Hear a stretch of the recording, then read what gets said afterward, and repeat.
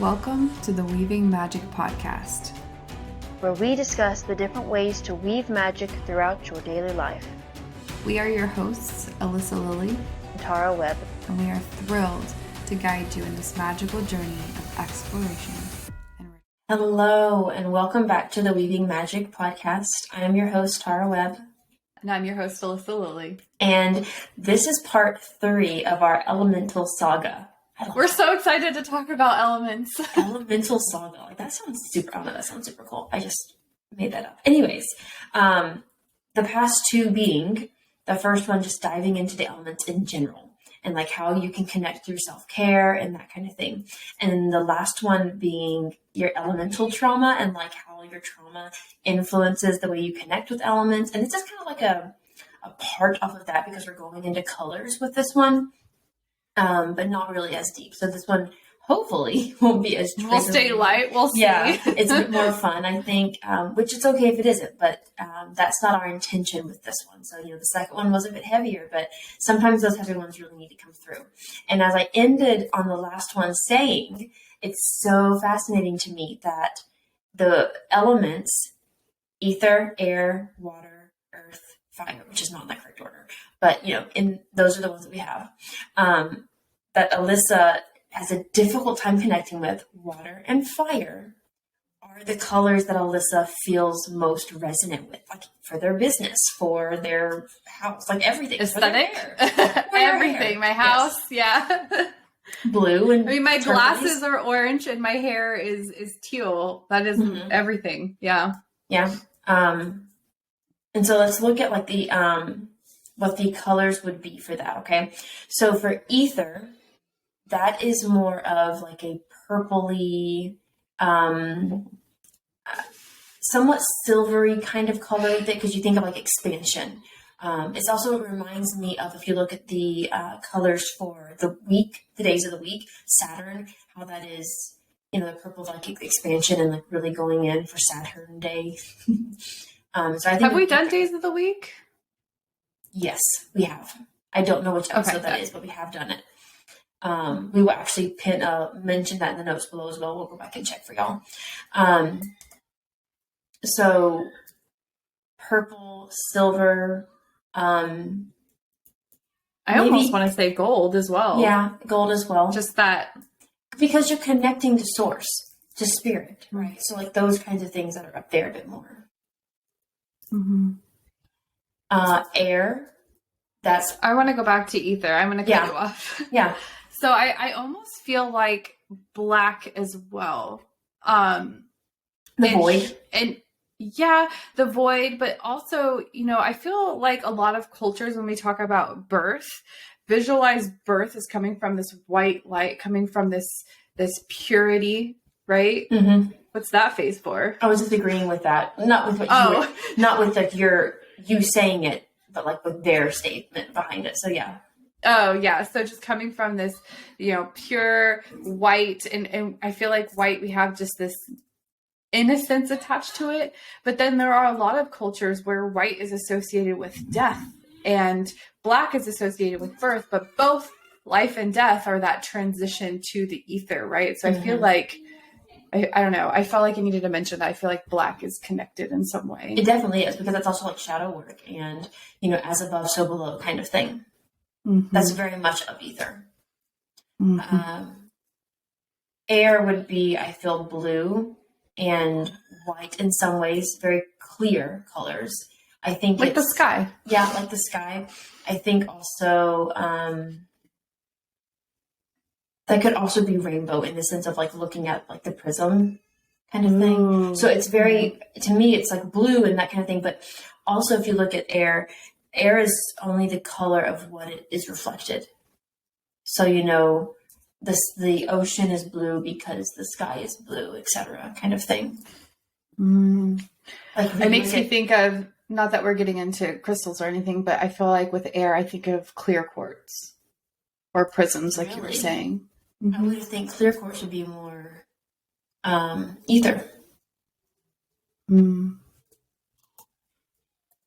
There's got to sit with that. Yeah, so I think with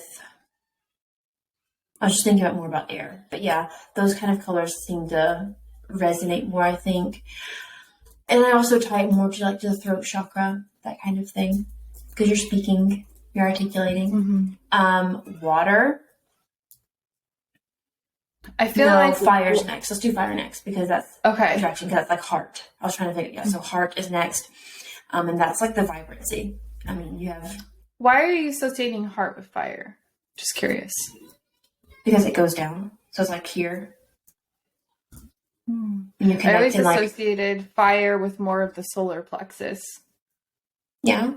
So your digestive tract has to be warm and moist. So not just hot. It also has to have some liquid to it, the steam with it. It's like a rainforest like inside there to like build. So that's like water and fire essentially. Because if you look within Ayurveda, that would be the like the pitta, the fire and water together.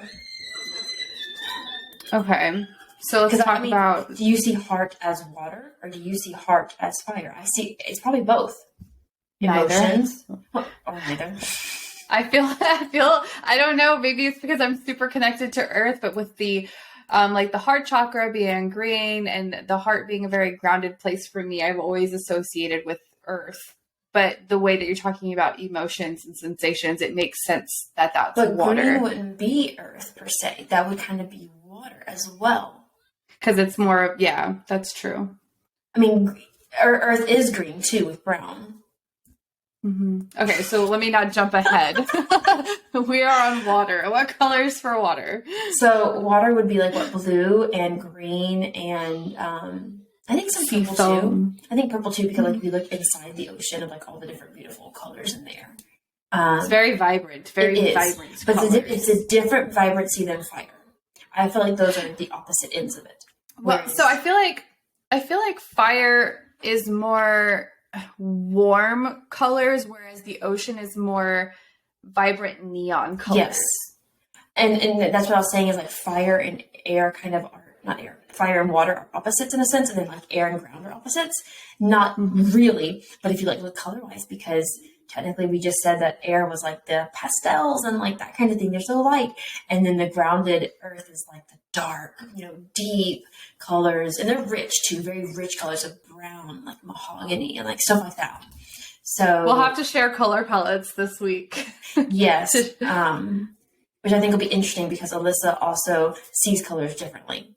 So that's very fascinating too. This is a very fascinating conversation just generally for me. So we have water as like, turquoise, teal. Neon colors. Like if you think of like the coral reef. Those kind of very colors. Bright. I like those. Fire being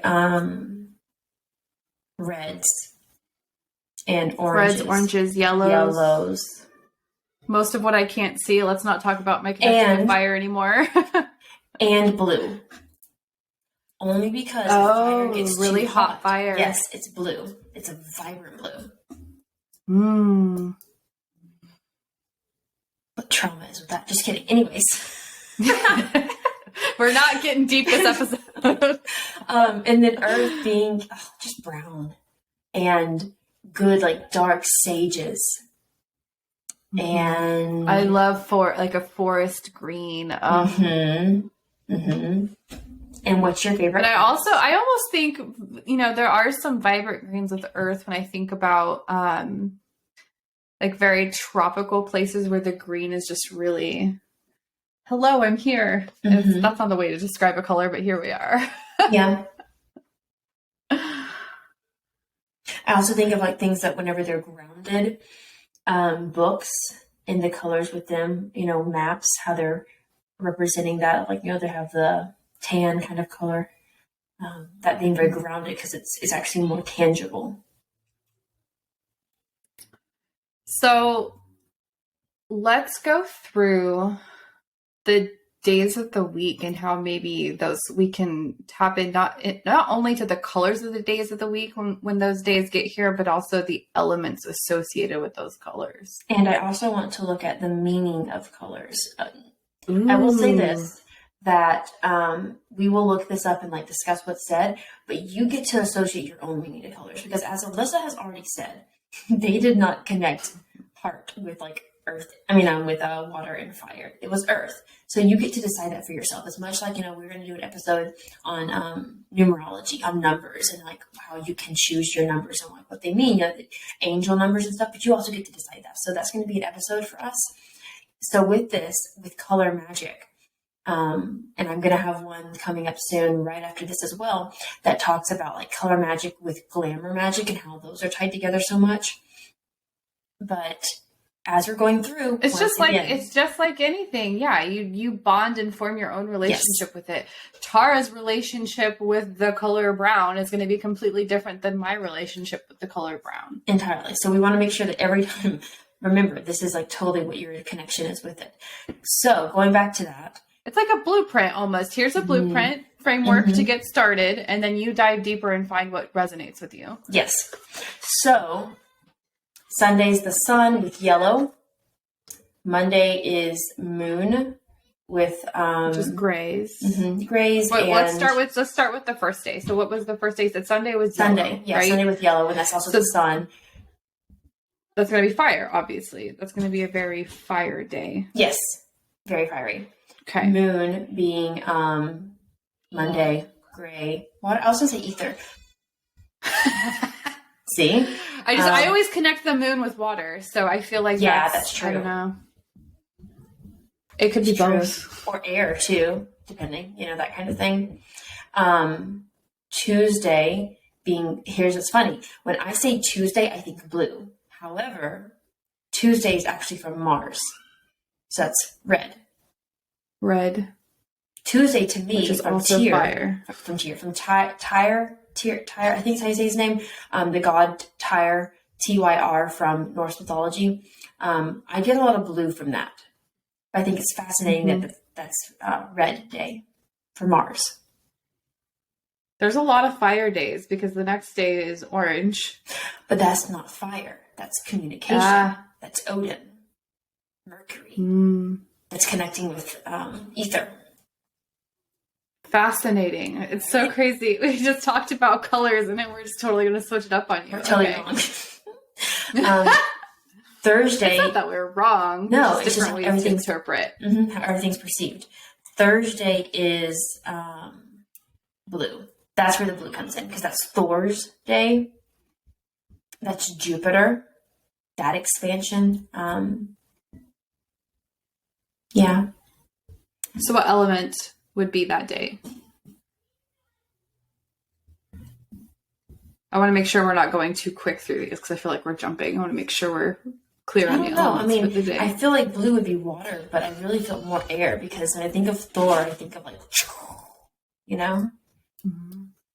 I also think of storms when I think of Thor, which connects to water. But I mean, it's not going to be one thing.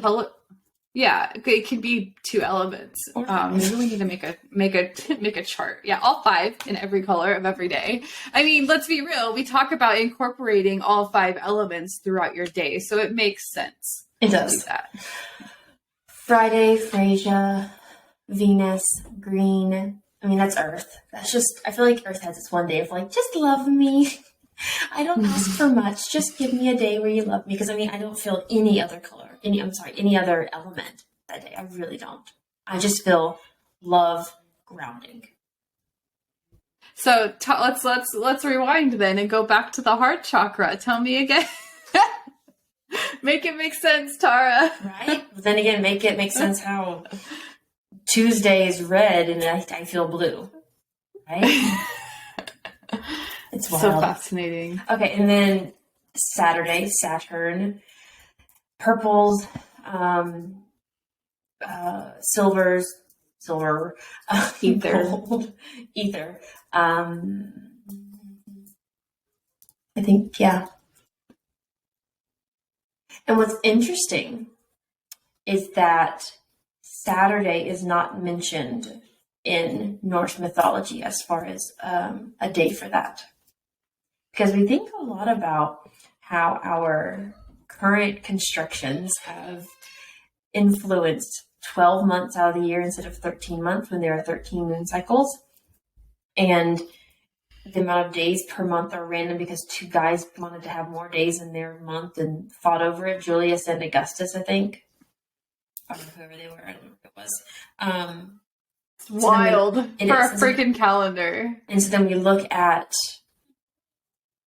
the days of the week. There's 7, but that also, what if they're like originally 6?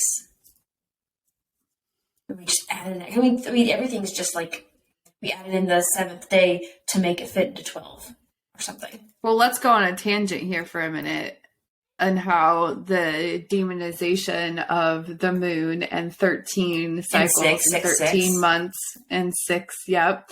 Those, the numbers that would make sense don't work because they've been demonized. Exactly. Or even demonized is probably not the right word, but they've been made to be evil numbers. But that's because of their relation and association with magic. Which I think when we go into Nomer Magic, that can actually be our next episode that we do together. You'll see where the number 6 is and like what that actually plays with. And number 3, it's a really powerful number. So it is. Sneak peek. It's not evil. It's a number. It is. So we covered the days of the week. What was the next thing you want to cover?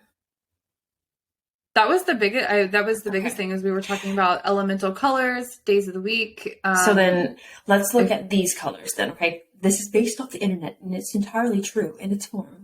So make your own guesses on what you think. But here's what the internet says.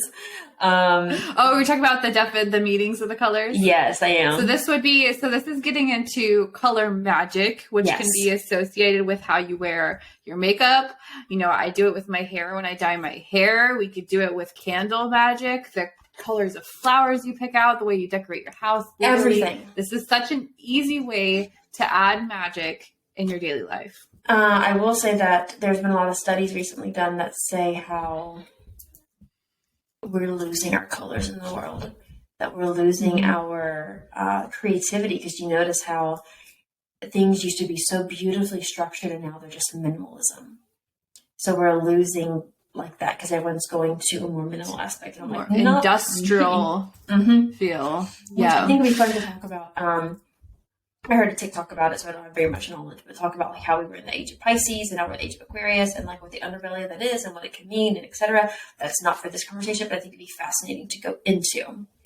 Oh, and this is related to color magic. So when we talk about incorporating this in your life, another beautiful way for our business owners to dive into color magic is how you incorporate it in your business of marketing. There is a whole rabbit hole you can go down on the psychology of colors, which truly is just color magic and how you're attracting people and what people feel when they come to your page or your website or your Instagram. So it's really fascinating. Before we hop in, I will say my favorite color is purple. Purple and like teal. So it's so funny because I love teal and orange and I use it for everything, but my favorite color is actually green. Really? Yeah. It's been green because I love the forest. I love being in the forest, but it's not. You would use those colors for like design and decorating around you per se. Like who you, but like if I ever want to go home or feel calm, I want to see green. I want to go out in the forest and things like that. But for my home to amp me up and make me feel excited, teal and orange is what I use versus like the grounding of the green. I don't know. It's fascinating. I haven't really thought about it. If we think about in our astrology charts, the south node is where you're coming from in a past life, and the north node is where you're going. So I wonder if colors are very similar because what you're surrounding yourself with is what you have a difficulty dealing with, but your favorite colors are what help you. So like I would also go around me, I would like to see, more plants and more of those kinds of colors. And you want more earth around you. I do. I kill plants, but I'm doing my best to not as much. So I do want more. I know. Yeah. I need to come up when I come up and meet you. We need to do like a plant loving session. You're gonna love on my plants. I'm trying so hard. I have 2 that I'm just like, why are you dying? I'm trying to be so intentional with you right now. So yeah, mine are definitely like around me would be the greens and almost very similar to yours, greens and teals, I think. But it's more so like the grounding earth. And I also really like yellows.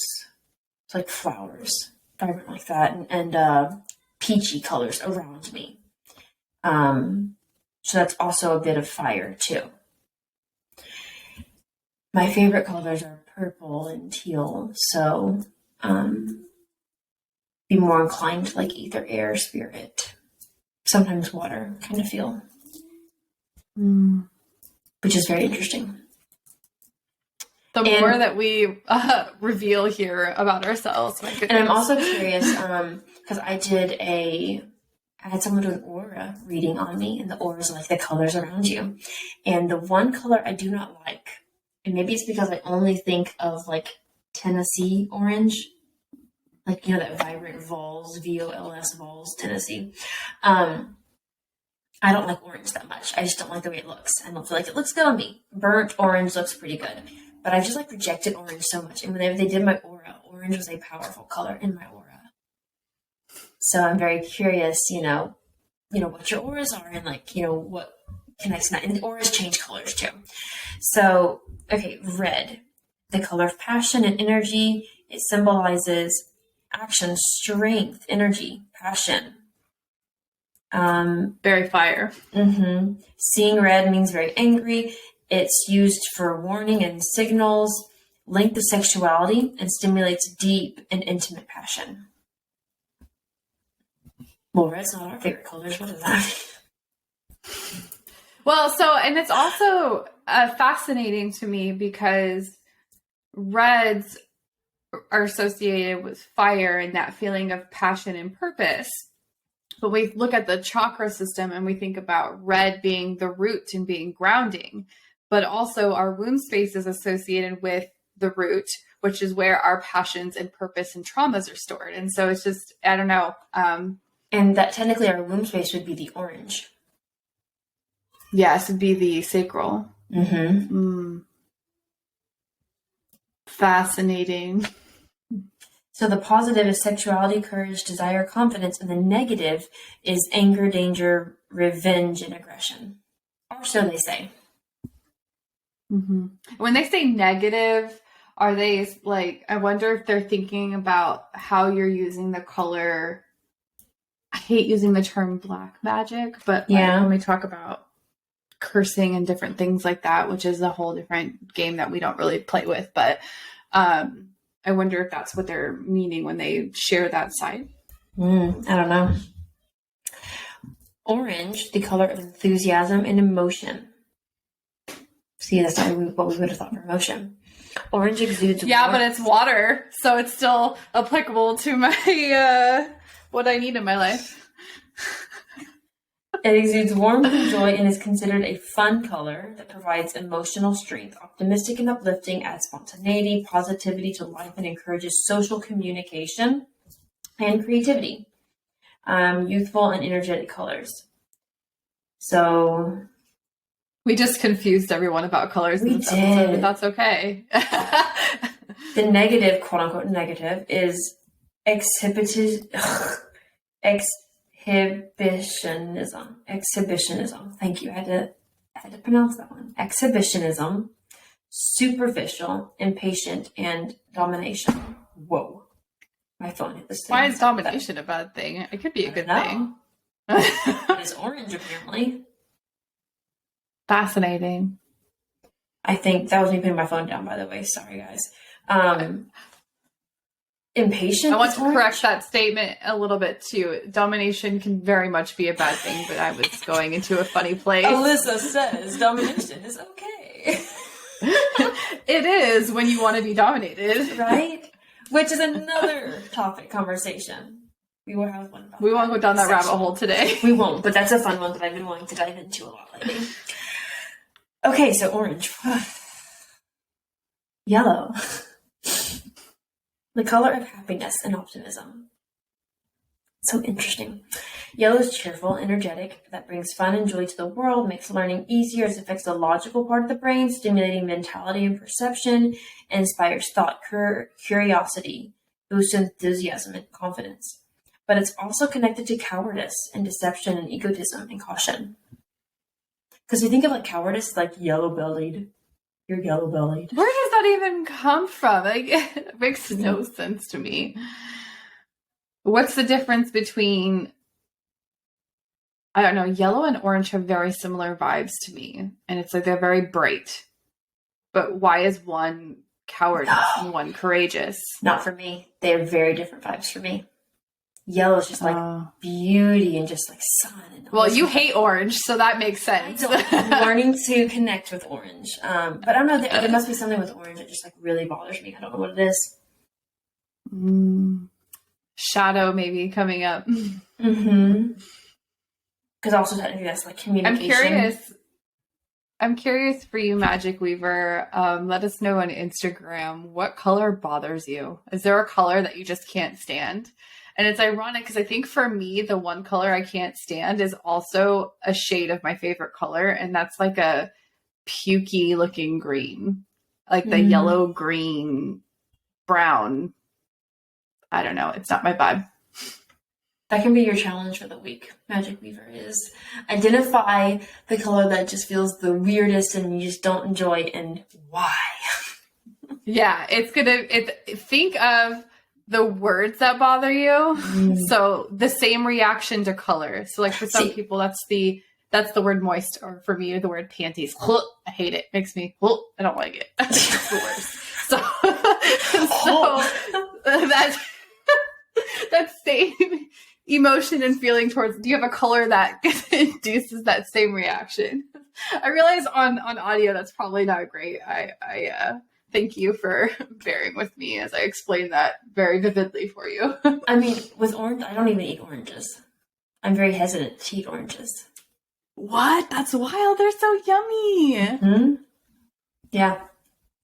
So, I love oranges, but they cause like sores in my mouth because it's too acidic for me.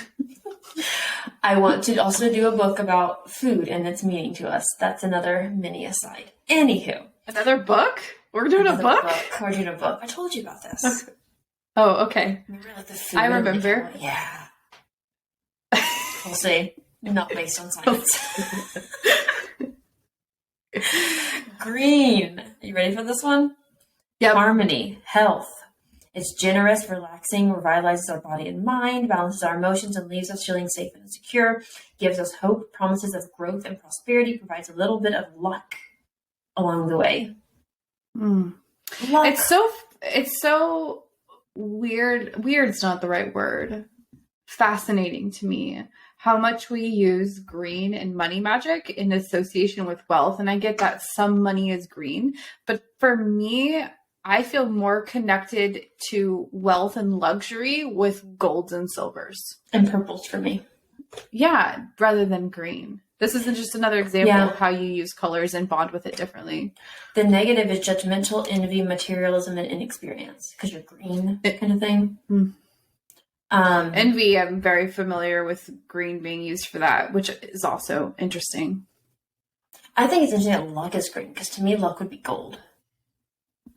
Liquid gold. That's what I was thinking of. Like liquid luck. Liquid luck. I said liquid gold. I meant liquid luck. What is his name? Something's from Harry Potter. Something. Felix? Felix is... Felix Felicis? Something like that. Harry Potter. So we have turquoise next. And that's the color of calmness and clarity. Stabilizes emotions and increases empathy and compassion.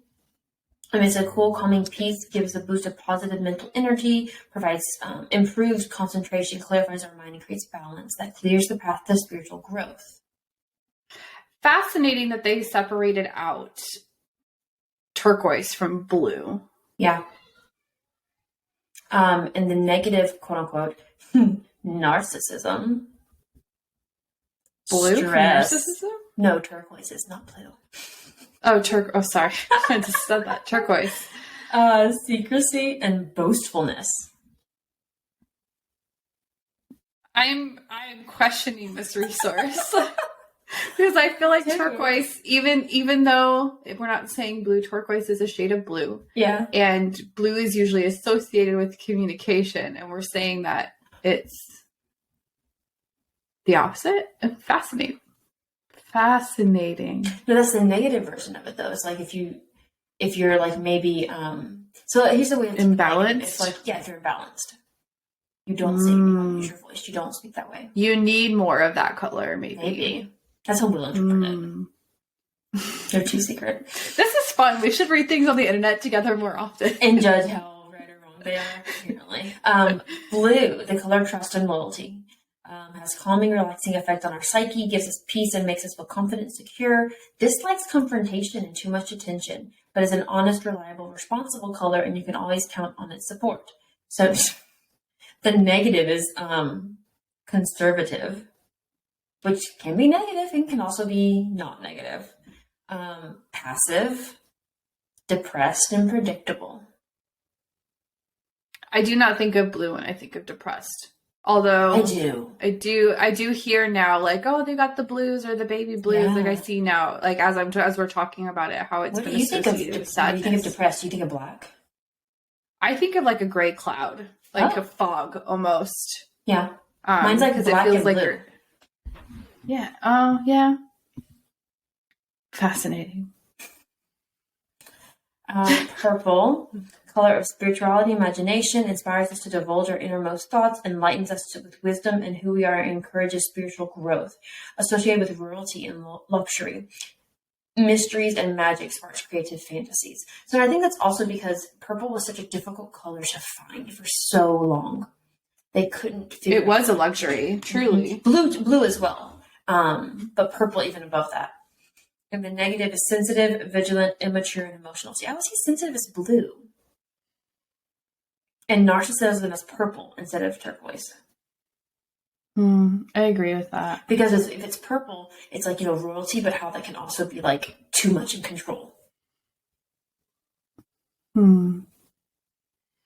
See, your favorite color is turquoise, right? And I think mine is more teal. Or is it reversed? My favorite color is green. Yeah, I mean the other one. Like you're more likely to go towards teal. Just teal. Like a dark blue teal color. Yeah. So yours is more teal and mine's more turquoise. And I wonder what that says about us. Because teal has more blue. Turquoise has blue more green. I don't know. When I think of turquoise, I think of a really bright blue. I don't feel like I see green, but I'm also colorblind. So there's that. Yeah, teal has more green in it. That's what it is. Because this right here would be tealish. It's also really green, but it's like more closer to teal than it would be turquoise. I love that so much. It's so pretty. Check it out on YouTube. We're about 35 minutes in. So it's a beautiful feather. Side note. It's pink. So pretty. We'll post a picture on Instagram. We will. Pink. Color of love and compassion. That's another color that I have a bad reaction to. Clearly, as you're wearing pink as well. Shh, it's fine. You know what? I don't think it's the color. I think it's the word. Pink. Yeah. I don't know. What? Pink is kind and comforting, full of sympathy and compassion. Makes us feel accepted. What? Its friendly, playful spirit calms and nurtures us, bringing joy and warmth to our lives. Pink is also feminine and intuitive, bursting with pure romance. Blah. The negative is just where's your romance? That's fine. Where's your romance? I think that's what it says now. Emotional, timid, immature. You're being immature right now. Maybe a little. It's fine. Unconfident, which being immature is totally okay, by the way, as long as it's not constantly in somebody's face making decisions that affect other people. But what a caveat! It's okay, but so here's a fun fact about pink, and when we talk about color psychology. Yeah. Oh man, I could go in a couple different directions with this, but there was a study done where they thought pink made people more passive.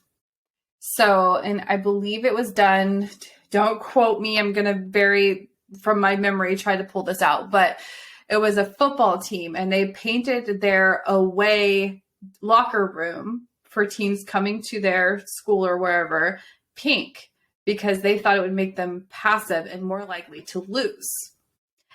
And what they found in this, had to make them angry.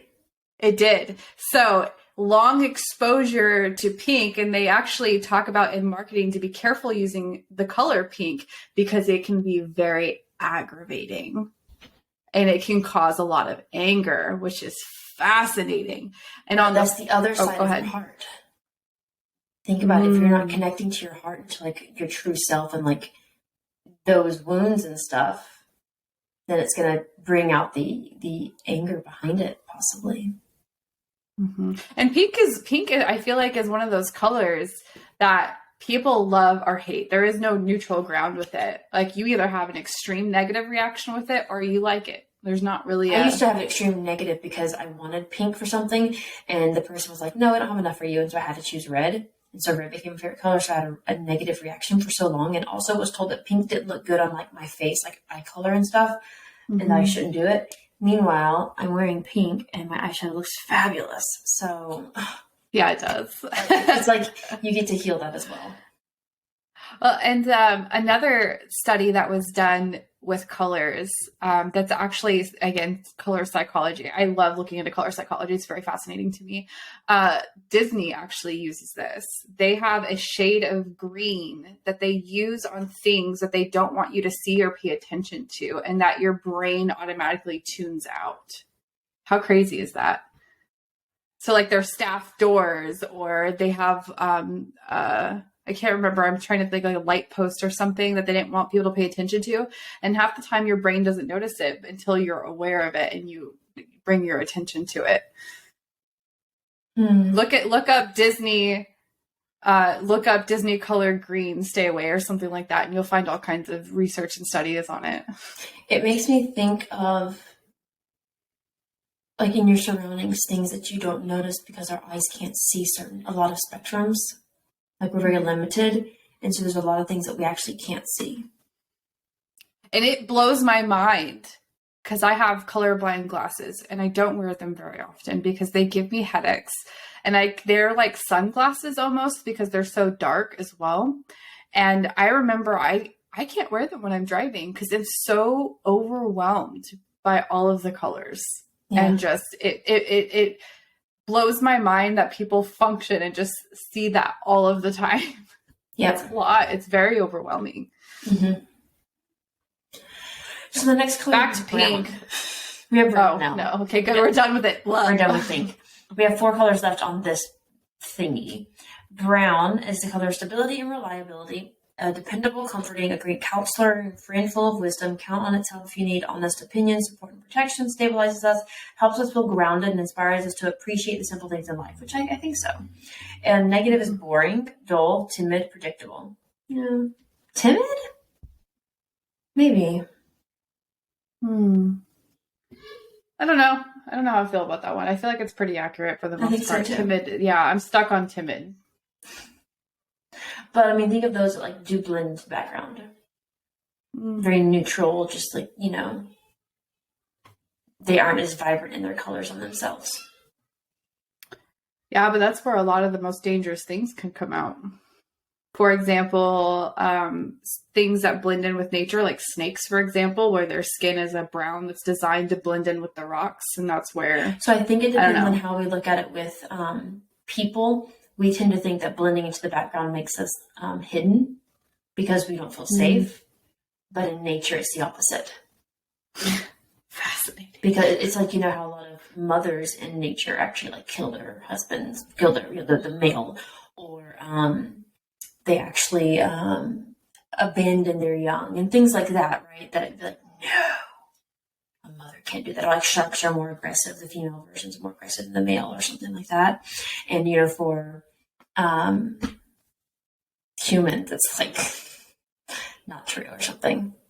Well, in the animal kingdom, males are typically the most vibrant. as well. Like peacocks, we think of the pretty feathers. Those are beautiful the male peacocks. Cardinals and blue jays. I love their colors so much. But the female counterpart is usually a very dull version of that color. Yep. Of that vibrancy, which is fascinating. Oh, and another fun tidbit that will just make your day about the animal kingdom, because I'm just going to throw a bunch of random facts out today. So in the animal kingdom, females will prance around the males on their tiptoes to get their attention. And it always made it like so weird to me that as humans, females typically wear heels and dance around. Like we do the exact same thing. Cracks me up. But the boys, quote unquote boys, are more flamboyant in the animal kingdom. Flamboyant. Yes. Like intentionally is masculine. Yeah. Okay, black. Power and sophistication, incredibly strong and intimidating, that exudes authority and makes us feel secure and protected. Seen at formal and prestigious events, mysterious marvel arouses, seduces our senses with its elegance and sexiness. It's fascinating. I mean, as you're saying it makes sense, because I think of like a giant New Year's celebration, usually like black and gold. But I don't know, that I don't think that would have been, it definitely correlate black with protection. Can you read it again? Power, sophistication, incredibly strong, intimidating, that exudes authority, makes us feel secure and protected. Does black make authority and sophistication is what like feels weird there. Really? Because I could see that for myself. The other one is like the exudes make you feel secure and protected doesn't feel strong for me. It doesn't actually feel right. Black is used for protection in almost everything, though. It is. That's true. Like black tourmaline. Yeah. The negative is depression, sadness, pessimism, and dominance, which I think actually really connect well with that. Yeah. I think that kind of resonates very truly. Gray. Compromise and control. I'm sorry, those are... Is that good? No, like those are two ends of the spectrum. Compromise and control. If you're controlling, you're not compromising. I have a lot of grayness. Or are you using the illusion of compromise to control? Possibly. But I mean, I have a lot of gray, like, I see gray in my life in the sense of like, black and white, like, you know, making decisions. I can see both I sides feel of like, things. yeah, you see, yeah, you're getting out of the black and white. You're getting out of the binary, right? Getting into that middle ground. Neutral. The controlling doesn't make sense. No, it doesn't. Neutral, conservative, unemotional, practically solid as a rock, making it incredibly stable, reliable, calming, peaceful, relaxing, and soothing presence. Avoids attention, but offers mature, insightful advice to anyone who asks. That sounds like me. Pessimistic, sad, indecisive, and unemotional. I think if you're unemotional, it's because you're pushing down your emotions. I don't think it's like you don't have... It's numb. Yes. It's the numbness. Gray for me is definitely what I think of when I think of depression and numbness, and on the we'll say shadow side instead of negative side, because I think the shadow side is important as much as the light. Which then goes into white. And see, this is where I'm going to disagree. The purity and innocence, right? Ugh. True balance. How many weird sounds I'm going to make on this episode? But here's the truth. It is a true balance of all colors, because white is the every single color together. And black is the absence. And is associated with cleanliness, simplicity, and perfection. I don't like it, but I do agree. Yeah. That's because that little perfectionist in you is being festered, I think. That's my word, probably, is perfection. Loves to make others feel good. I disagree with that one. You know what? White and I have issues. Provides hope and clarity by refreshing and... A lot of people have issues with white.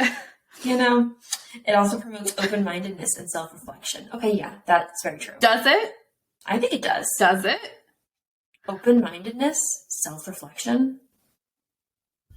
I don't know. My brain instantly went to No. to racism and how evil white people are. That's a topic for a different day.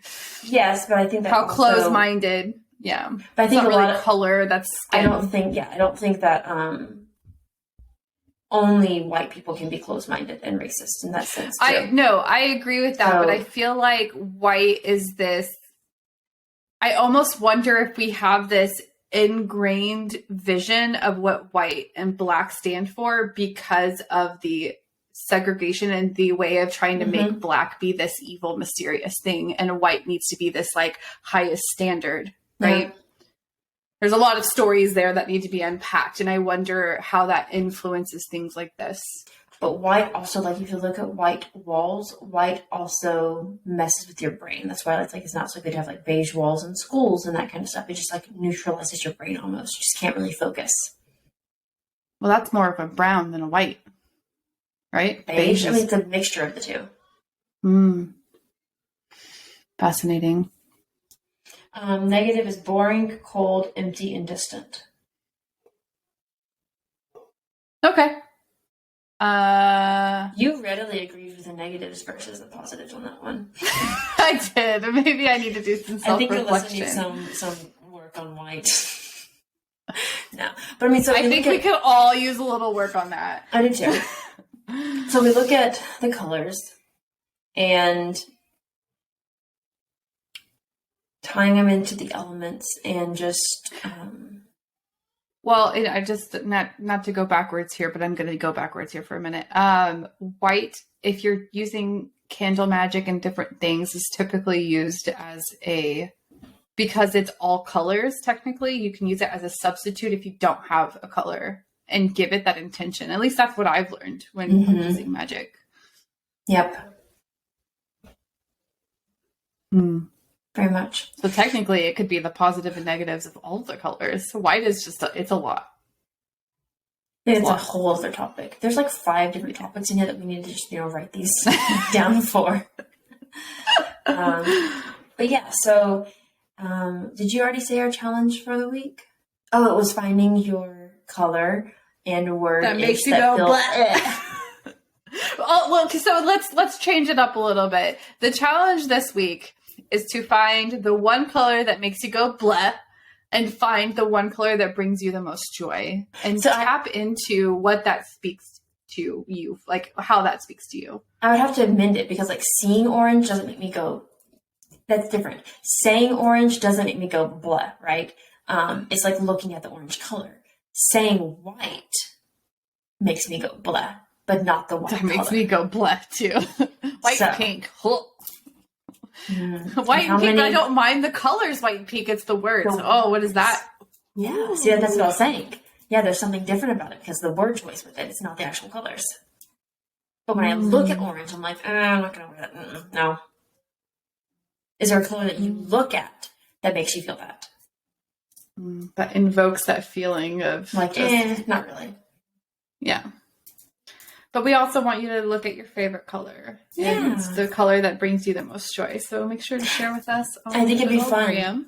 I think it'd be fun to take a color, like for your wardrobe, choose one that you just really, really like, and then one you have a hesitation with and blend them together, like put them together somehow. Tell me more. So if I don't wear orange, I find an orange, and also my favorite color being purple, I find orange and purple together in my wardrobe. Aren't those opposites on the color spectrum? No. Let's see. Because they are. They are. So they're supposed to bring each other out, right? They make the other stick out. Fascinating. Yep. And the green is red. Fascinating. Okay. So now that I have to digest that. Yeah. Now that we've derailed again, we're at the end of the topic, and it's now that we also know, look at the color wheel and see what colors you go towards and what colors you go against, and if it's also because it's the opposite end of the spectrum. Oh yeah. All right, self-discovery this week, Magic Weavers. Lots of it. This concludes another episode of our Weaving Magic podcast. We release one episode a week, so be sure to subscribe to catch the latest episode as soon as it releases.